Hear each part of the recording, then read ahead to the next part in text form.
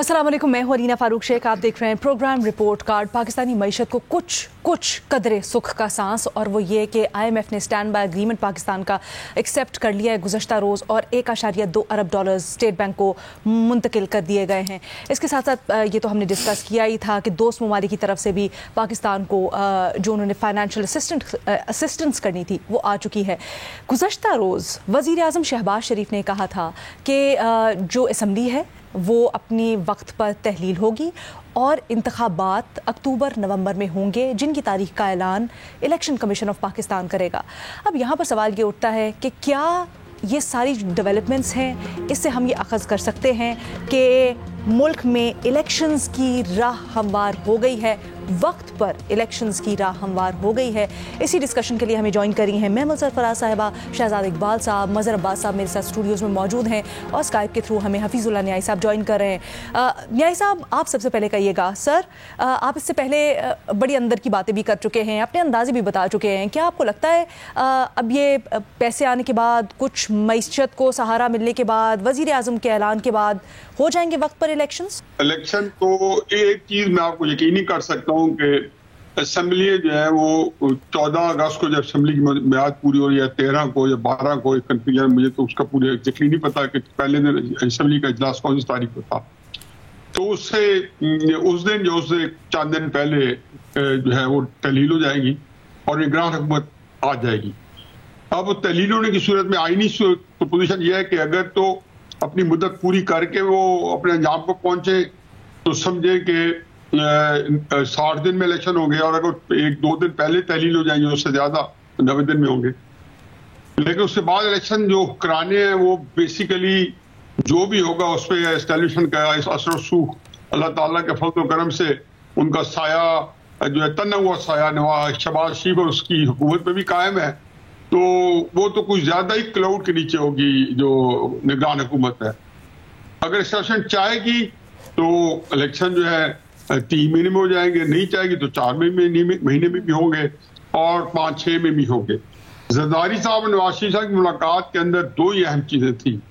एक, इस्तेकाम पाकिस्तान पार्टी ने थोड़ा जरदारी साहब को ज्यादा उन्होंने कंफ्यूज किया था, नवाज शरीफ साहब को भी कम कंफ्यूज नहीं किया था। वो एक तो गुफ्तगू ऐसा था, दूसरा ये था निगरान हुकूमत का सेटअप कि कोई ऐसा आया जाए कि जो कम से कम एस्टेब्लिशमेंट का असर ले। क्यों भी खाम ख्याली है, ना उनको वो करने देंगे ना वो उनको करना चाहिए, क्योंकि ये हुकूमत बहरहाल उनको जिस तरीके से मिली हुई है एस्टेब्लिशमेंट की ही कोशिशों से, जिस तरह इमरान खान को मिली थी इस तरह इनको भी मिल गई है। अब ये है कि अगर वो इलेक्शन जो इंतखाबात में है वो जब भी होंगे उसमें एक और चीज भी हतमी है कि तहरीक इंसाफ का कोई रोल नहीं होगा, ना तहरीक इंसाफ की आया ये अच्छी चीज है, ये बुरी चीज है, कतन है इससे।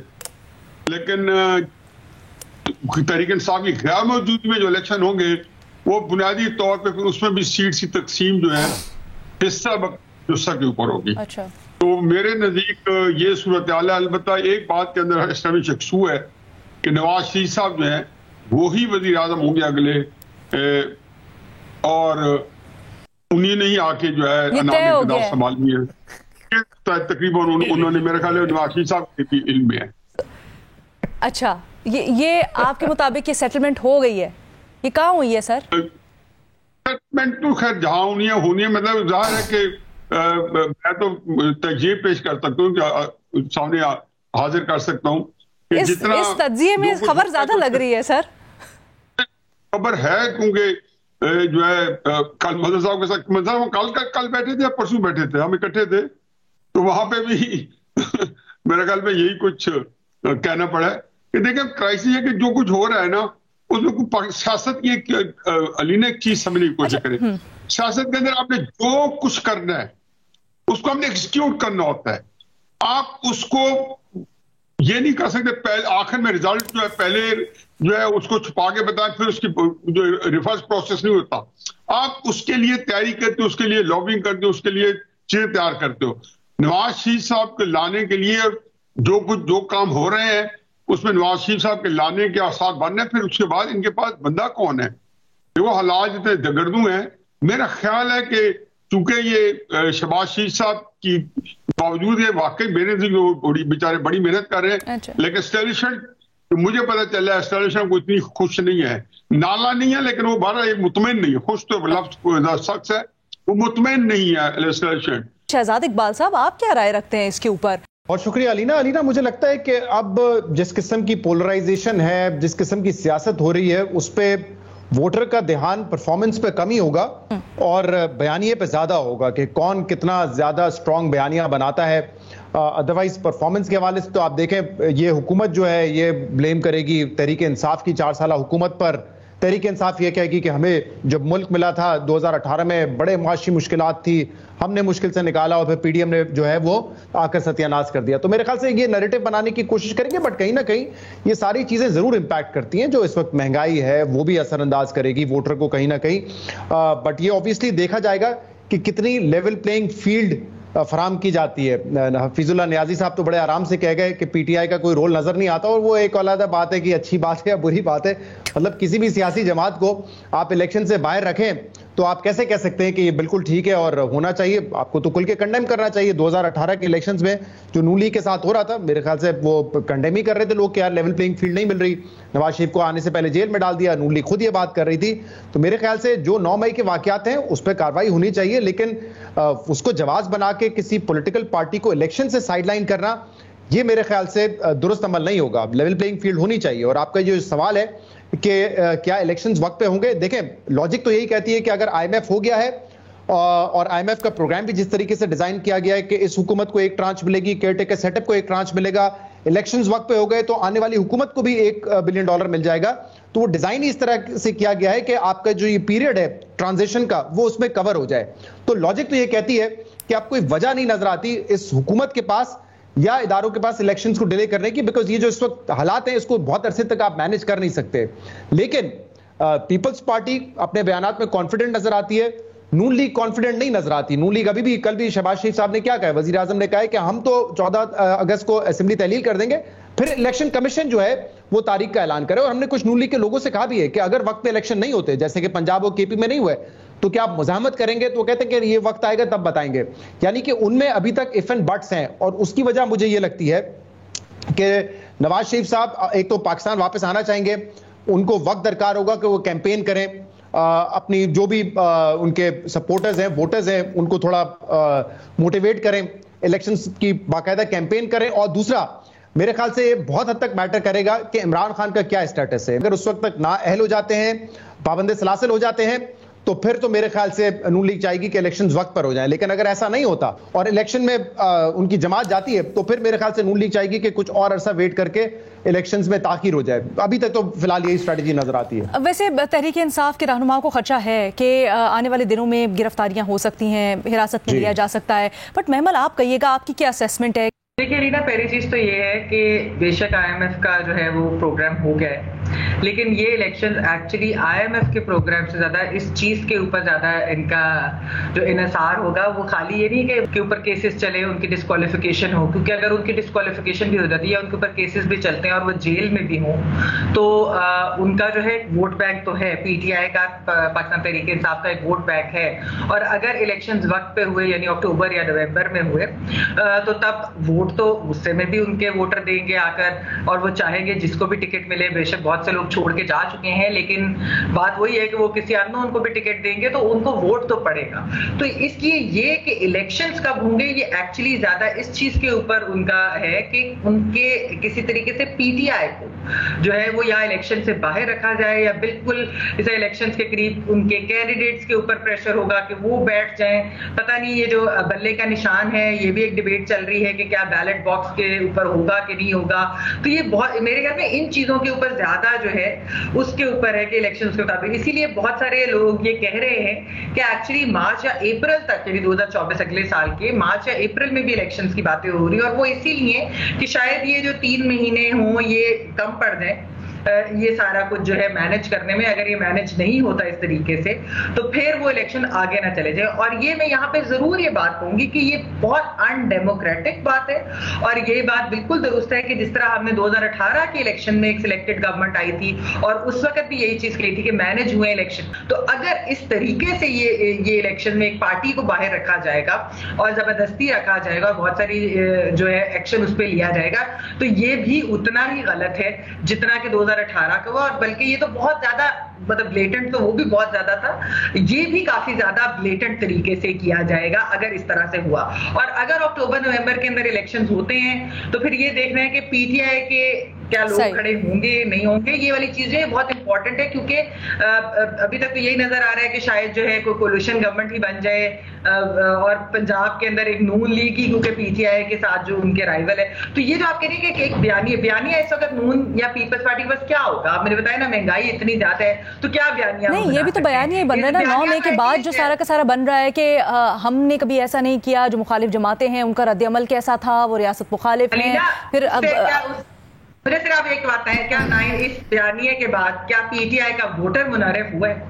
उनके लोगों को जरूर तोड़ने की कोशिश की जा रही है, उनके लोगों को बिल्कुल उनको अलहदा भी किया गया है, प्रेशर भी है, कुछ खुद हुए, कुछ जिस तरीके से भी हुए, लेकिन क्या उनका वोटर ये कह रहे हैं कि हम वोट नहीं देंगे पीटीआई को? ये तो इसके ऊपर डिपेंड करता है ना, तो वो तो नहीं कह रहे, वोटर के अंदर तो मजीद पूछता है। लेकिन वोटर से मुतालिक नज़र अब्बास साहब, क्या कोई इस तरह से इंडिपेंडेंट सर्वेज हुए हैं ये इस सारे वाक़े के बाद कि हम जान सकें कि एग्जैक्टली माइंड क्या है या किस तरह से वोटर की पल्स को हम डिटर्मिन करें? दूसरा, ये वाली बात जो अभी महमल और शहजाद भी कह रहे थे, आप भी इसको आगे बढ़ाइएगा प्लीज़। क्या आपको लगता है जितना पोलराइज माहौल है उसमें पोजीशंस जस्टिफाई करनी होंगी पार्टीज़ को, इस तरफ ज़्यादा फोकस रहेगा? देखिए, नियाज़ी साहब सिर्फ वोट टेकिंग का नहीं बता गए कि वो कब होगी, बाकी तो उन्होंने सब कुछ बता दिया कि कौन अगला वज़ीर आज़म होगा और किस तरीके से इस मुल्क में एक 1973 का आइन था, एक इस मुल्क में इलेक्शन कमीशन है। हम क्यों ये डिबेट कर रहे हैं कि इलेक्शन वक्त पर होंगे नहीं होंगे? अगर आइन मौजूद है इस मुल्क में तो ये असम्बलियाँ 12 या 13 अगस्त को तहलील हो जाएंगी। अगर इस मुल्क में कोई आइन मौजूद है तो इलेक्शन उसके मुताबिक होंगे। उसके अलावा इलेक्शन की ताख़ीर में जो चीज़ होगी वो गैर आइनी होगी। ये बात तो बिल्कुल कैटेगोरिकल है। बाकी चीज़ ये कि लेवल प्लेइंग फील्ड नहीं होगी। बहुत वाज़े तौर पे लग रहा है कि लेवल प्लेइंग फील्ड नहीं होगी। बहुत वाज़े तौर पे लग रहा है कि हालांकि कल एक साबिक़ वज़ीर आज़म ने दूसरे साबिक़ वज़ीर आज़म को चैलेंज किया है कि आप जहाँ से भी इलेक्शन लड़ेंगे मैं वहाँ से इलेक्शन लड़ूंगा, चाहे मैं कैंपेन पे जाऊँ या नहीं जाऊँ, चाहे मैं जेल में हूँ, जो भी वो होगा, अगर इलेक्शन लड़ने की मुझे वो होगी तो मैं इलेक्शन उनके ख़िलाफ़ लड़ूंगा। नवाज़ शरीफ साहब जहाँ से इलेक्शन लड़ेंगे मैं वहाँ से इलेक्शन लड़ूंगा। अब वो क्या सूरत हाल बनती है वो हमें देखना है अभी कि वो जेल में होते हैं, वो डिस्क्वालीफाई हो जाते हैं, उनकी पार्टी के लोग जो है इलेक्शन लड़ने की पोजीशन में होते भी हैं या नहीं होते हैं, उन पे कितना डिफ़िकल्ट पीरियड होता है। ये ज़ाहिर है हमें जैसी निगरान हुकूमत बनेगी और इलेक्शन कमीशन शेड्यूल का ऐलान करेगा हमें वाज़े तौर पे पता चल जाएगा कि कोई कैंपेन होगी नहीं होगी, उनकी क्या सूरत हाल होगी। लेकिन अभी जो ग्राउंड पे सिचुएशन नज़र आ रही है वो यही नज़र आ रही है कि लेवल प्लेइंग फील्ड नहीं होगी पीटीआई के लिए। ये भी बताइएगा, कल मैं शजील मेमन साहब को सुन रही थी, वो और पीपल्स पार्टी तो बार बार बिलावल की बात करते हैं और वो तो कहते हैं कि ज़रदारी साहब आएंगे और बिलावल भुट्टो साहब नए प्राइम मिनिस्टर होंगे। तो फिर ये नवाज शरीफ साहब भी चौथी दफ़ा सेटलमेंट हो गई है, न्यायी साहब ने जो अभी बात की। देखिए, ये तो एक बारगेन होगी, पोस्ट इलेक्शन बारगेन होगी। अगर पीडीएम और पीपल्स पार्टी इस पोजीशन में होंगे कि गवर्नमेंट बना ले, हंग पार्लियामेंट तो होगी, वो वाज़े नज़र आ रहा है। तो इस पोजीशन में होंगे तो अगर एक पार्टी का प्राइम मिनिस्टर होगा तो दूसरी पार्टी का पंजाब का चीफ मिनिस्टर होगा। अब ये पीएमएलएन की चॉइस है। पीएमएलएन अगर ये चॉइस हुई तो पीएमएलएन प्रेफर करेगी चीफ मिनिस्टर को बनिस्बत प्राइम मिनिस्टर। चॉइस से ज़्यादा बंदर बांट लग रही है। नहीं, बंदर बांट तो है ही ना, मैं तो अब बंदर बांट तो होगी। महमल नहीं, मैंने कहा एक और चीज भी जो शायद कुछ डिटरमिन करे वो ये है कि बहुत से लोग कहते हैं कि केयर टेकर गवर्नमेंट में कौन आएंगे, केयर टेकर गवर्नमेंट में प्राइम मिनिस्टर और फाइनेंस मिनिस्टर कौन आएंगे। अगर कोई इस तरह के लोग हुए जो टेक्नोक्रेट और जिनके नाम इंटरव्यूज के हवाले से हम कुछ बातें सुन भी रहे थे, तो उसमें फिर वो यही कहते हैं कि शायद फिर वो 3 महीने के लिए या 2 महीने के लिए, नहीं 60 या 90 दिन के लिए ना हो, और वो फिर अगले साल यही मार्च अप्रैल तक उस चीज को खींचा जाए। कोई मुसद्दिका, तो ये भी जाहिर बात है, नहीं अलीना देखिए, जाहिर बात है ये तो जब चीजें होंगी, मुसद्दिका तो यही है ना कि आप गवर्नमेंट के लोगों से बात करते हैं, आप वो लोग जो इन द नो होते हैं आप उनसे बात करते हैं, तो उनको भी उतना ही मालूम है जो वो बातें सुन रहे हैं क्या हो रहा है। तो उससे तो यही चीज नजर आ रही है कि शायद ये अगर इलेक्शन ना हुए अक्टूबर और नवंबर में, क्योंकि गवर्नमेंट तो जा रही है अपने टाइम पे, गवर्नमेंट तो अगस्त में चली जाएगी, वो ये नहीं कि गवर्नमेंट नहीं अपनी तौसीह करा रही, लेकिन केयर टेकर की तौसीह जिस तरह हमने पंजाब और खैबर पख्तूनख्वा में देखिए, वो बेशक गैर आईनी हो लेकिन वो चल रहे हैं ना। वैसे अगर केयर टेकर की तौसीह होती है तो इससे जो सियासी जमातें हैं उनको क्या फायदा होगा? शहजाद, अगर आप इसको आंसर करें, मज़हब आप करना चाहते हैं? देखिए सीधी सी बात, देखिए जी कर ले शहजाद, कर ले आप कर ले। चले मुख्तसरन दोनों अलीना, जैसे मैंने कहा कि मेरे ख्याल से पीपल्स पार्टी तो बड़ा क्लियर है कि अगर केयर टेकर सेटअप होगा वो भी अपने वक्त पर जाए और 60 दिन हो या 90 दिन हो, डिपेंडिंग कब असेंबली तहलील होती है, उससे तजावुज ना करे। बट जैसे मैंने कहा, नून लीग की राय मेरे ख्याल से मुख्तलिफ है। वो इस पर उनका सारा मेरे ख्याल से फोकस अब इस बात पर है, उन्होंने इस बात पे तकिया किया हुआ है कि पाकिस्तान क्रिकेट टीम के साबिक कप्तान और साबिक ऑलराउंडर के साथ क्या होता है। अगर तो वो उस वक्त सियासत से बिल्कुल आउट हो चुके होंगे, जेल में होंगे, तो मेरे ख्याल से फिर वो चाहेंगे कि इलेक्शन में फौरन चले जाए, और अगर नहीं होते तो मेरे ख्याल से नून लीग के अलावा भी जो लोग होंगे वो भी यही सोचेंगे कि शायद इलेक्शन में थोड़ी सी ताखीर कर दी जाए। और ये महमल की बात बिल्कुल दुरुस्त है। ये एक मैं अगर जुमला इसमें मुकम्मल कर लूं, क्योंकि अब इस पे बड़ा डिपेंड करेगा केयरटेकर सेटअप क्या आता है, वो देख के आपको अंदाजा हो जाएगा कि ये शॉर्ट टर्म प्लान है या लॉन्ग टर्म प्लान है। क्योंकि इस्लामाबाद में तो बड़ी अफवाहें, इस्लामाबाद में इस हवाले से अफवाहें कि 2 साल का प्लान क्या होना चाहिए, 3 साल का प्लान क्या होना चाहिए। इस पे मैं आपको एक क्लू दे दूं, अभी आप देख रही हैं, अभी ये पब्लिक अकाउंट्स कमेटी जो टर्फ फाइनेंसिंग थी उसके ऊपर छानबीन कर रही है, कह रहे हैं कि इसका हम ऑडिट करेंगे। मेरे जरा ये बताते हैं कि हुकूमत और ऑब्वियसली पब्लिक अकाउंट्स कमेटी के जो मेंबरान हैं, उन्होंने जानबूझ के इस केस को इस वक्त टेकअप किया हुआ है, क्योंकि जो उस वक्त गवर्नर साहब थे स्टेट बैंक ऑफ पाकिस्तान के, उनके हवाले से भी काफी अफवाहें चल रही थी कि शायद वो केयरटेकर सेटअप के वजीर आजम हो। तो जब इस तरह की अफवाहें चलना शुरू हुई, और आप देखें साथ ही साथ ये पब्लिक अकाउंट्स कमेटी ने जो है वो टर्फ वाला मामला भी खोलिया। हमें पता है कि कोई करप्शन का मामला नहीं है, आप ये बहस कर सकते हैं कि स्कीम अच्छी थी, कितनी इफेक्टिव थी, करप्शन तो उसमें कहीं से साबित होती नहीं है। तो ये भी कह रहे हैं कि उसके ताने बाने भी वहीं से जाके वहां से मिलते हैं। ओके, देखिए पाकिस्तान में कोई भी निगरान सेटअप अब तक, जहां तक मुझे याद है, वो 3 महीने से ज्यादा नहीं चला है। जो भी आप ले लें, आप 90s में ले लें, 93 में ले लें, उसके बाद ले लें, मैंने आज तक नहीं देखा कि कोई 2 साल के लिए। असेंबलियां भी पहले इलेक्शंस हो जाने थे ना, कौन से ये सूबाई असेंबलियां जो दोनों तहरीर हुई, उसके भी इलेक्शंस हो जाने थे। अब हम देख रहे हैं कि कहां इलेक्शंस क्या है, कुछ देखा सीधी सी बात ये है, नई तारीख देख रहे हैं। सीधी सी बात ये है कि अगर ऐसा कोई भी हुआ जी, वो पाकिस्तान के आइन की सरियन खिलाफ वर्जी होगा। उसको चाहे सुप्रीम कोर्ट एंडोर्स करे, चाहे पार्लियामेंट एंडोर्स करे, वो 1973 के कॉन्स्टिट्यूशन का बेरियल होगा उसकी 50वीं सालगिरह के ऊपर। मुझे ब्रेक लेने की इजाजत दीजिएगा, ब्रेक लेते हैं, वापस आते हैं, फिर कंटिन्यू करेंगे। ब्रेक के बाद खुशामदीद। गिलगित बल्तिस्तान में नए वजीर आला का इंतखाब हो गया है। गुलबर खान गिलगित बल्तिस्तान के नए वजीर आला मुंतखब हो गए। बड़ा दिलचस्प था पिछले दिनों जो हमने देखा सारा मामला, जो एक्स CM थे जाली डिग्री केस में वो नाअहल हुए, पाकिस्तान तहरीक इंसाफ से उनका ताल्लुक़ था। उसके बाद हमने देखा एक फॉरवर्ड ब्लॉक बनता है, और अब उस फॉरवर्ड ब्लॉक में से ही गिलगित बल्तिस्तान के नए वज़ीर आला मुंतखब हो गए हैं। अब पाकिस्तान तहरीक इंसाफ इसके ऊपर बड़ी संगीन इल्ज़ाम लगा रही है और रिजर्वेशंस का इजहार कर रही है। वो ये कहते हैं कि जी अरकान असम्बली को करोड़ों रुपए की स्कीम्स का लालच दिया गया और अक़लियत को अक्सरियत में बदल दिया गया है। ये क्या हुआ है, यही अपने तजियाकारों से पूछ रहे हैं कि ये जो सारा मामला हुआ है, इसमें तहरीक इंसाफ जो इल्ज़ाम लगा रही है, जो मौक़िफ़ अपना रही है, क्या वो दुरुस्त है? महमद, देखिए अलीना, मौक़िफ़ तो दुरुस्त ही लगता है, क्योंकि बात ये खाली ये नहीं है कि उनको किसी फंड्स का लालच, वो तो एक चीज़ होती है, लेकिन आपको पता है कि May 9 के हालात और वाक़यात के बाद क्योंकि इतनी सारी चीज़ें तब्दील हुई ऑन द ग्राउंड, तो आपने तो देखा कि पंजाब के अंदर किस तेज़ी से और बाकी भी जगहों से किस तेज़ी से जो है PTI के लोग जो है वो छोड़ के चले गए, केसेस हुए। आज भी एक सरगोदे में उनके फॉर्मर MPA थे असगर लाड़ी साहब, उनको उठा के लाहौर से उनके घर से उनको और उनके बेटे को भी उठा कर ले गए हैं। तो ये चीजें तो हमारे सामने ही है कि किस तरीके से क्या कुछ चल रहा है। तो ये तो होना था, इनएविटेबल था।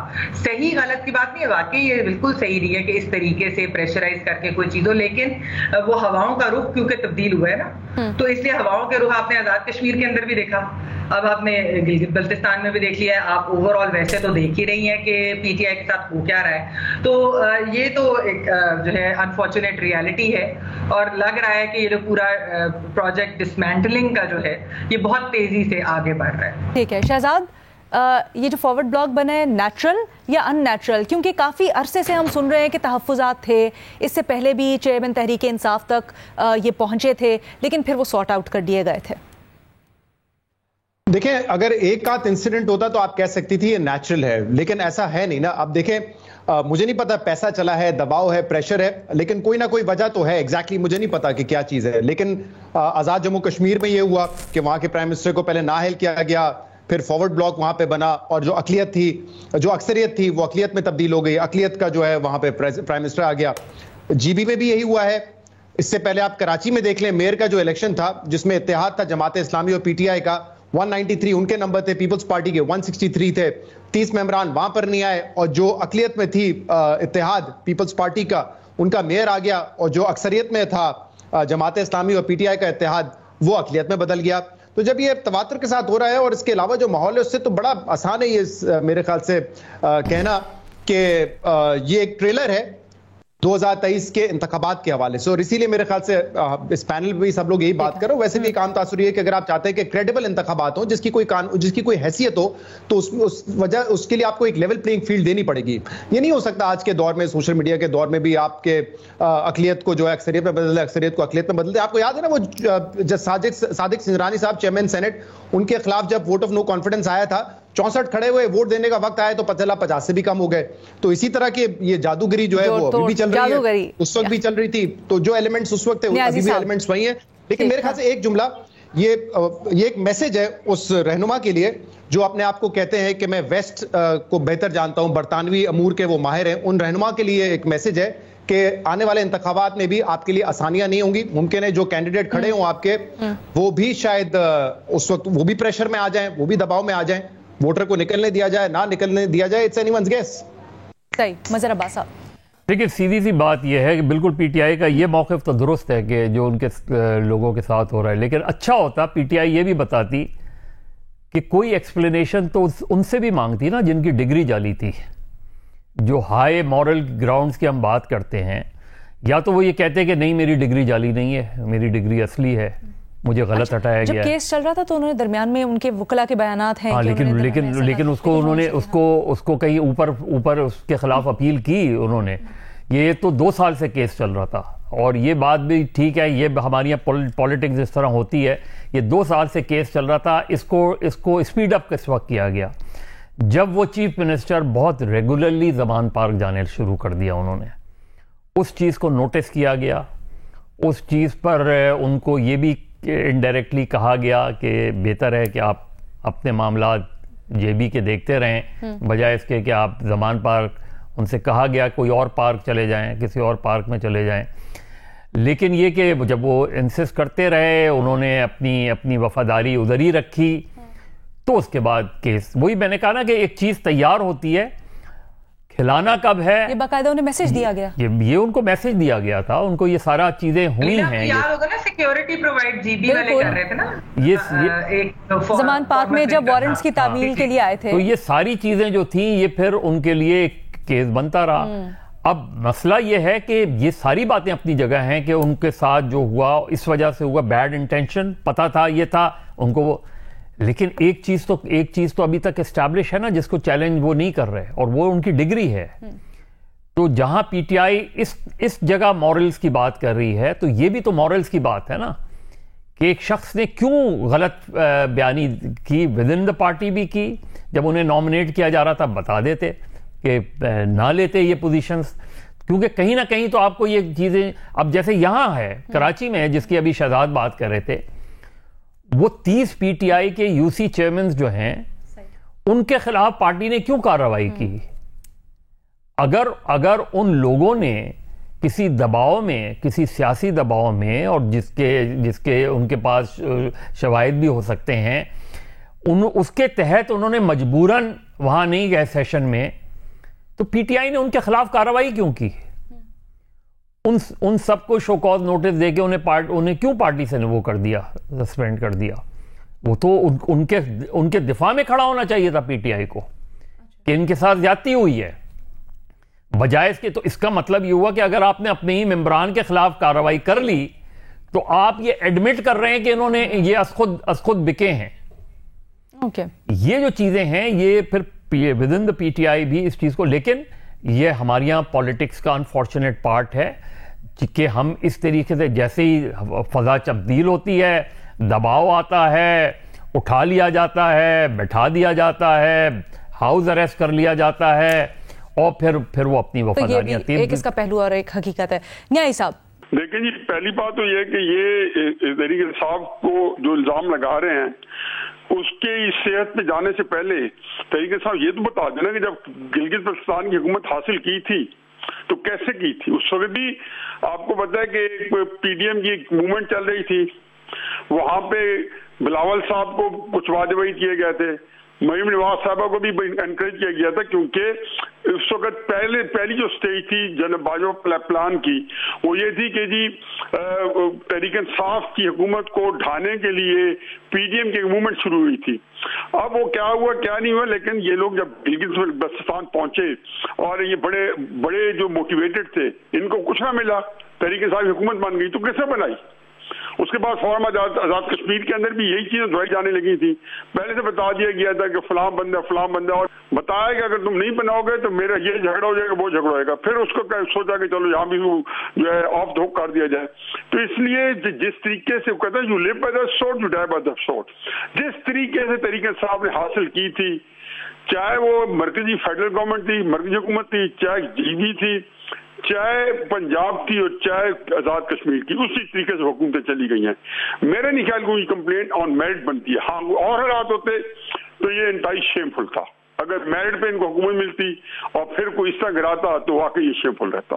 ठीक है जी, एक छोटी सी ब्रेक लेते हैं, ब्रेक के बाद आएंगे तीसरे सवाल के साथ। एक बड़ा अहम इशू है काफ़ी महीनों से, उसके ऊपर मैं चाहती हूँ हम ज़रा बात करें।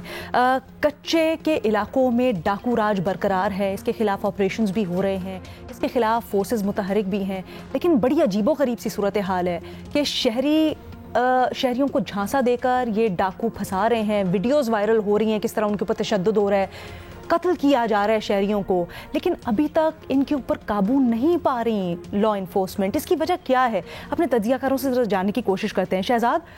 अलीना, मुझे नहीं पता, क्योंकि अभी मैंने चेक किया है, मुझे नहीं पता एग्जैक्टली क्यों काबू नहीं पाया जा सकता, क्योंकि अभी मैंने चेक किया है कि अप्रैल में आर्मी की मदद भी पंजाब हुकूमत ने कहा था कि हम लेंगे, जो सिंध के आसपास के इलाके हैं और जो पंजाब के इलाके हैं उसके लिए, क्योंकि ये मसला जो है सिंध के इलाकों में भी है, पंजाब में भी है, तो आर्मी की हेल्प का भी कहा था। इसके बाद हमने ऑपरेशंस के हवाले से कुछ खबरें भी सुनी थी।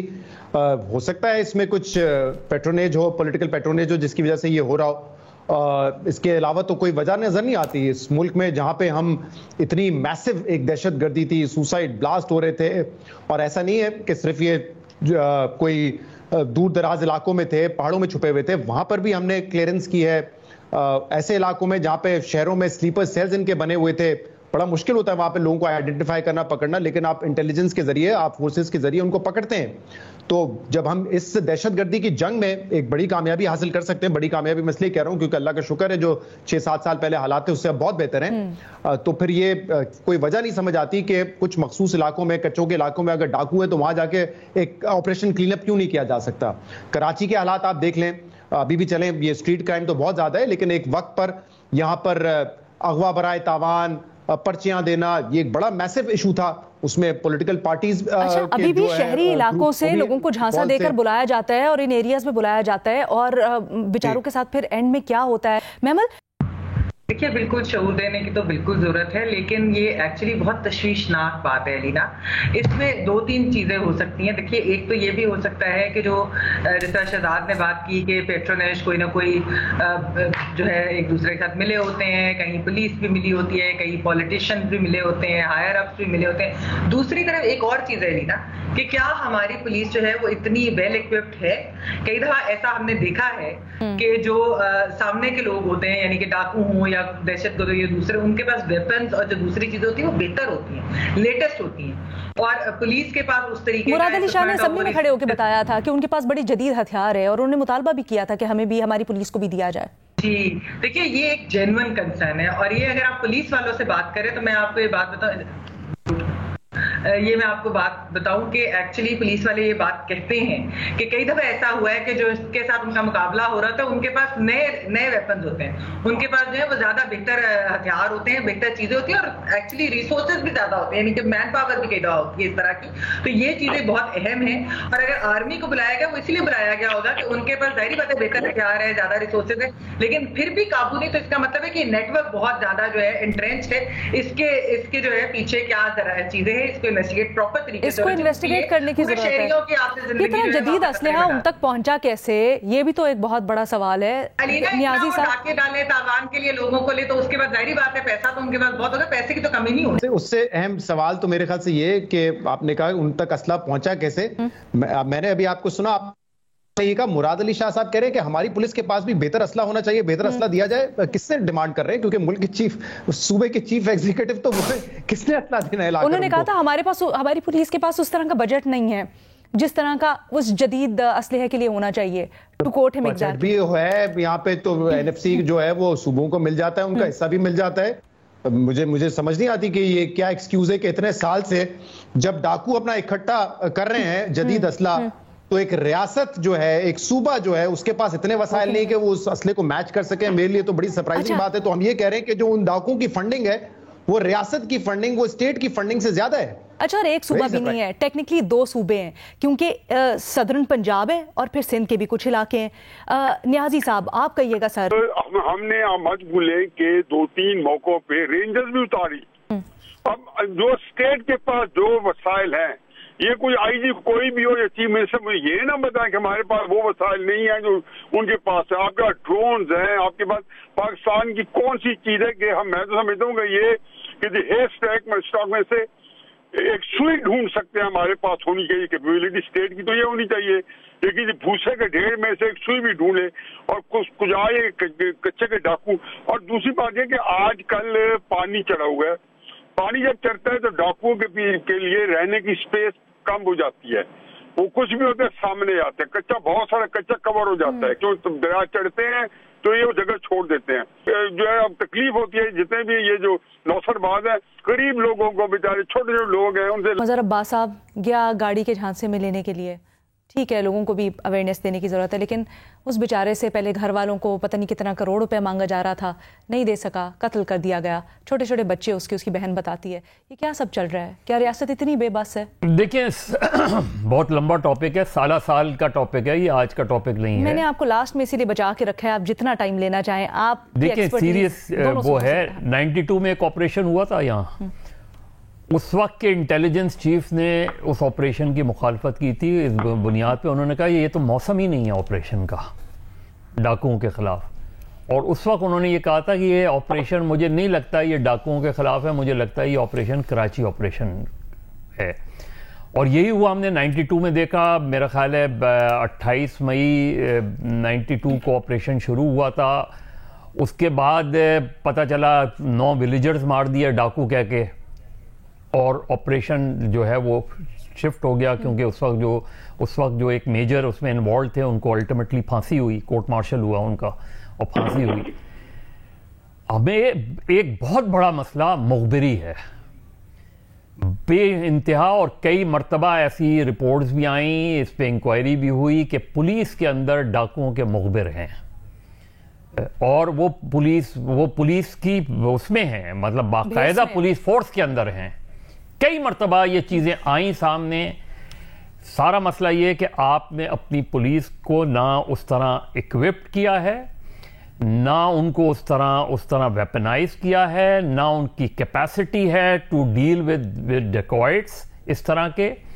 और पेट्रनेज, वडेरों की पेट्रनेज है, कहीं ना कहीं लॉ इन्फोर्सर्स की वो है। आप देखें जो ये बलूचिस्तान के रास्ते गाड़ियां स्मगल होती हैं, इस शहर में पता है पुलिस को कि गाड़ियां कहां उठाई जाती हैं, कहां खोली जाती हैं।